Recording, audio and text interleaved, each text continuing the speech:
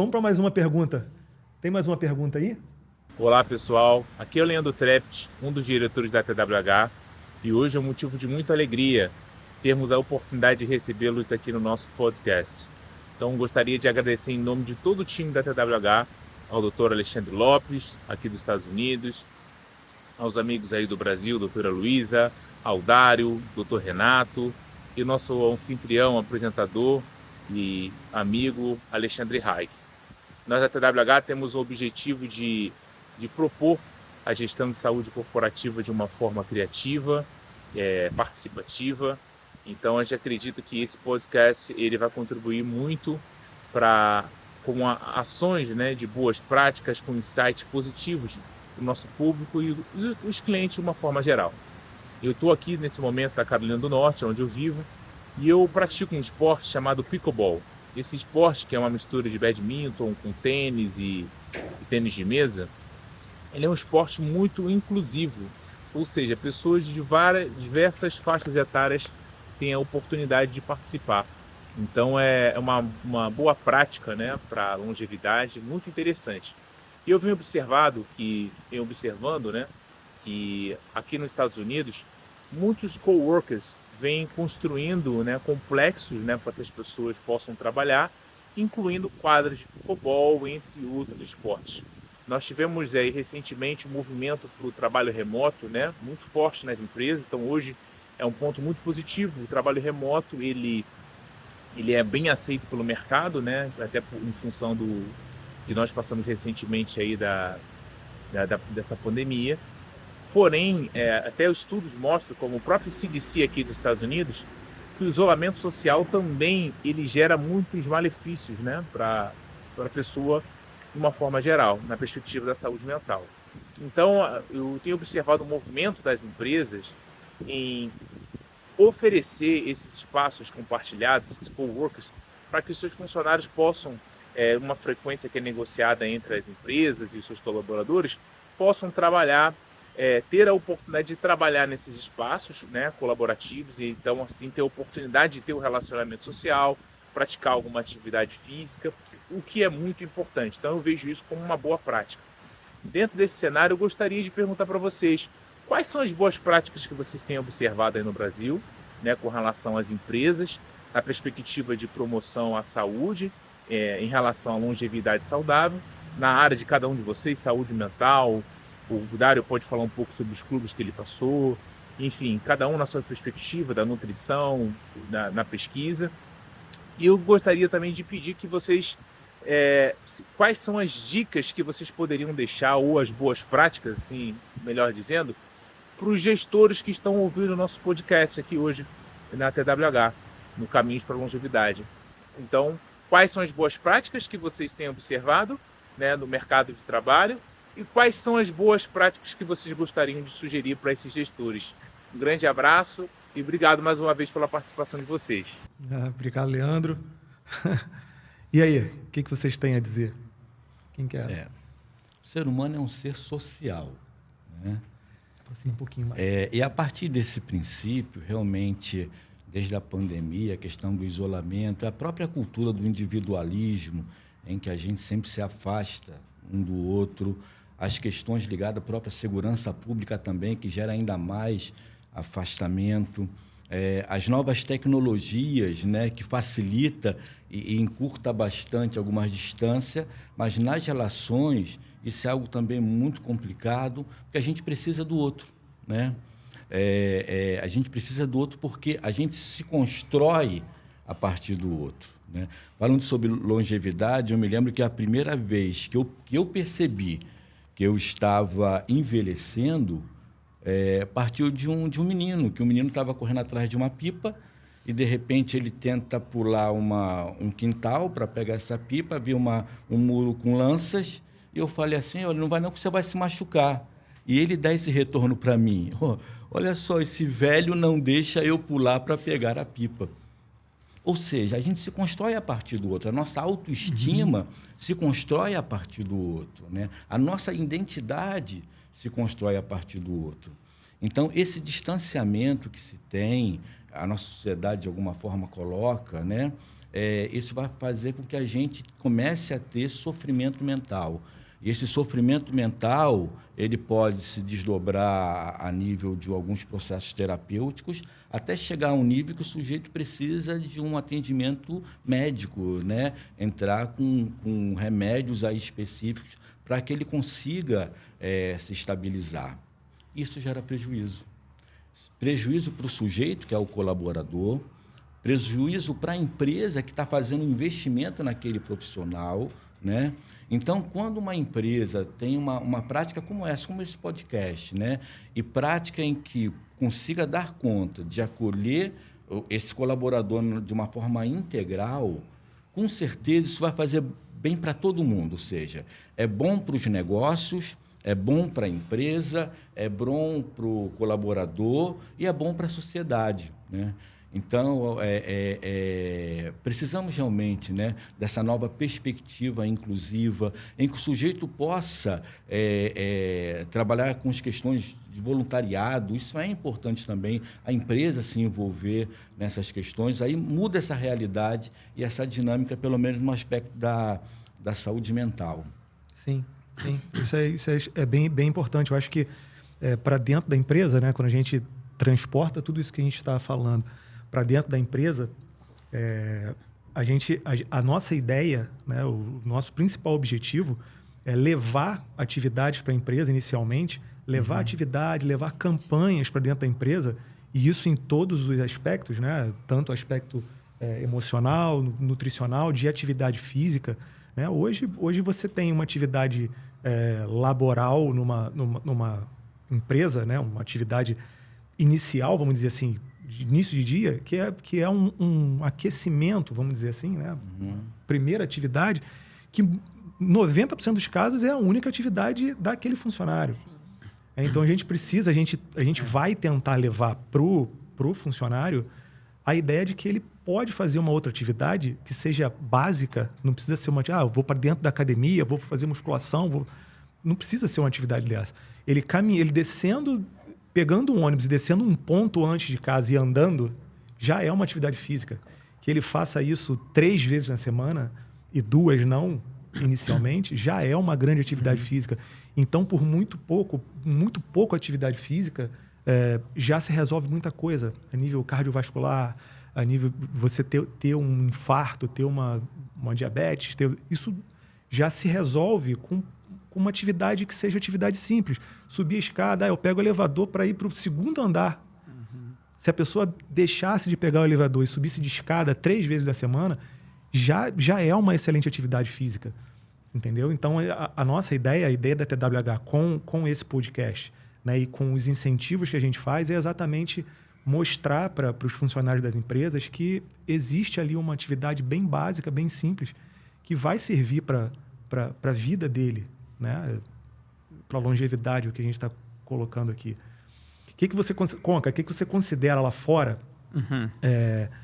Qual atividade que você observou lá fora que a maioria das pessoas fazem além, por exemplo, seus amigos de clube, seus companheiros de clube, eles faziam alguma outra atividade paralela ao futebol? O que você observou lá fora? Não só na China, tá?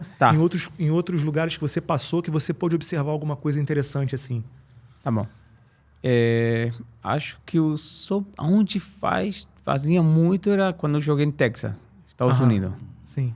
Porque lá também tem mais facilidade para mais o acesso para jogar tênis. Muitos jogadores jogavam tênis lá. Então o acesso era mais fácil. Sim. Só que aqui no Brasil, para um jogador de futebol é muito difícil. Você jogar domingo, jogar quarta, jogar sábado, domingo. E vamos lá, um jogador que perde um domingo, segunda-feira ele não pode sair de casa. Então a cultura também, assim como na Argentina, a mesma coisa. E exige muito, porque um jogador que joga domingo, joga tênis segunda-feira, quarta-feira, não aguenta, o músculo vai e não aguenta. Então, investimento muito alto para um jogador estar arriscando sua carreira também.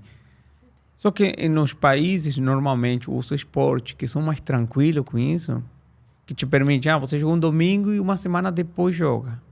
Aí você consegue ter outro esporte também. Hoje, acho que só Nos Estados Unidos que eu vi o jogador jogar tênis. Tinha muito jogador que jogava tênis, porque, né? Além do futebol. Além do futebol, porque até nessa escola lá também motiva a jogar esse esporte, porque ganha bolsa. Uhum. Então eles tinham uma motivação extra também para eles conseguir fazer aquilo bem. Mas eu acho que assim, o esporte ele faz muito bem para as pessoas, tanto para um profissional quanto para uma pessoa normal, né?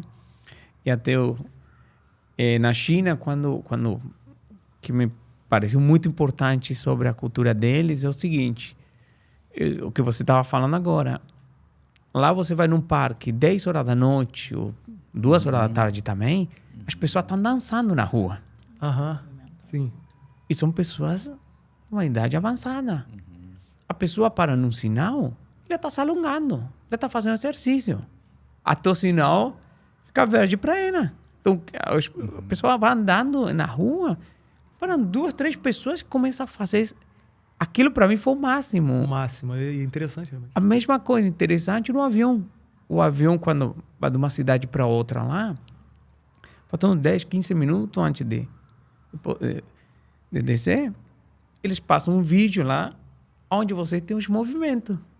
Onde você fica acompanhando, fazer um movimento de Para não ficar alongamento, para parado, não sentado. ficar, e você mexe os pés. E todo mundo você vê como é cultural. Porque se é aqui, todo mundo começa a rir de você estar na Argentina.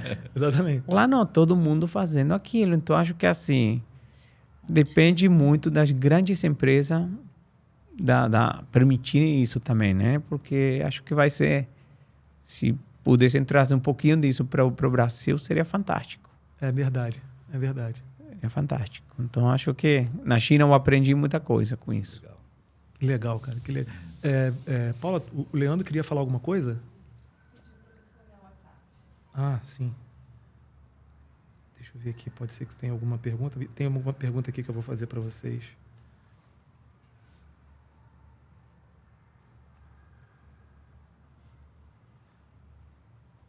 Deixa eu fazer uma pergunta aqui.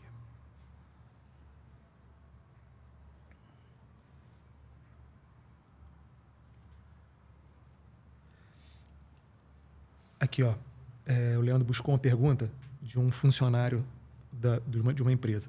Existem técnicas específicas de promoção de saúde mental que podem ser incorporadas à rotina diária para melhorar a qualidade de vida e aumentar a expectativa de vida? Eu diria que quando a gente tende a sociedade, o mundo a ser muito mecanicista, técnicas, né? O sujeito acaba se perdendo. Eu acho que a grande questão é o estilo de vida, né? As escolhas que esse sujeito vai fazer na sua trajetória de vida. E a primeira questão é a pessoa se envolver com a comunidade. Ter uma vida. Eu tenho meu trabalho, eu tenho meus compromissos na empresa, mas eu tenho também uma vida. Eu começo a me envolver nas relações comunitárias, nas relações sociais. Isso vai já abrir um espaço muito importante, porque nós somos seres de comunicação, nós somos seres de troca. Como estava falando, a gente constrói a nossa autoestima, ou seja, a nossa visão de nós mesmos a partir do outro. Sim. Então, a gente precisa desse retorno do outro que fale sobre nós, porque eu me vejo basicamente 2 vezes no dia, pela manhã e à noite. Depois, quem me vê é o outro. Então, eu preciso dessa relação. Eu preciso de uma relação de afeto, troca de afeto, né? Eu preciso de uma relação em que eu possa construir ambiente para generosidade, gentileza, bondade. Eu preciso diminuir o meu ritmo, sabe? As pessoas andam hoje e vivem de uma forma muito acelerada. Exatamente. A gente não consegue olhar a natureza. Eu vim dirigindo para cá e a gente não consegue olhar a árvore, o outro, com essa calma. Como o Conca falou de uma forma que eu achei sensacional. Para ali, no sinal, e a pessoa se exercita. Isso aí, está alongando. Eu fiquei maravilhado porque ele viu. Esse é o ponto. Exatamente. Sabe? Ele indo lá, o trabalho dele, a profissão, compenetrado, né, daquilo que teria que fazer, mas ele deu esse tempo né? Para olhar para o outro, para ouvir as pessoas lá no tai chi, naquela dança. E isso encanta porque, eu vendo aqui falar, eu vi, caramba, isso encantou ele e me encantou te ver encantado. Então, acho que esse aqui seria o ponto assim, muito significativo, né? Em relação a essa possibilidade que a gente tem de encantamento com o outro. Isso é importante. Realmente, a gente vive hoje num mundo que a gente está... Se eu te passo uma mensagem e você não me responde em 5 segundos, por que não está respondendo? Vou ligar. Pô, antigamente, você não tinha... quando não tinha celular, você falava com a pessoa quando a pessoa chegasse em casa à noite. Ou antes de sair de casa de manhã cedinho. Senão, você não falava mais com aquela pessoa. Depois que a gente passou a ter o celular... Pô, qualquer 5 minutos é uma vida para a pessoa responder. Por que não responde? E a vida, ela não se sustenta num instante. Exato. A vida precisa de tempo. Né? Assim como a doutora estava falando sobre a questão da alimentação, né? Saúde mental passa pelo intestino, né? Não tem como. Né? A serotonina é tudo fabricado aqui, os nutrientes vêm daqui. A gente precisa de um tempo para comer, para se alimentar. É a escolha, é o tempo do mastigar, sabe? É o tempo do saborear aquilo. Então, a vida ela não dá conta de um instante, ela não dá conta do instantâneo, ela não dá conta desse ritmo, né? Que a sociedade, de certa forma, impõe. Então, a gente teria que construir uma subversão, literalmente, né? Um novo entendimento sobre temporalidade, o tempo de vida, o tempo para um sentimento, um afeto surgir, porque afeto é aquilo que me afeta, né? O tempo para esse afeto surgir, o tempo para eu elaborar isso, e o tempo para, como a gente falou, da questão do trabalho, da aposentadoria, para eu elaborar o meu luto, e não necessariamente é doença. A gente precisa só de um tempo, e um tempo que a gente não tem. Ou não se permite. Né? Exato, exatamente.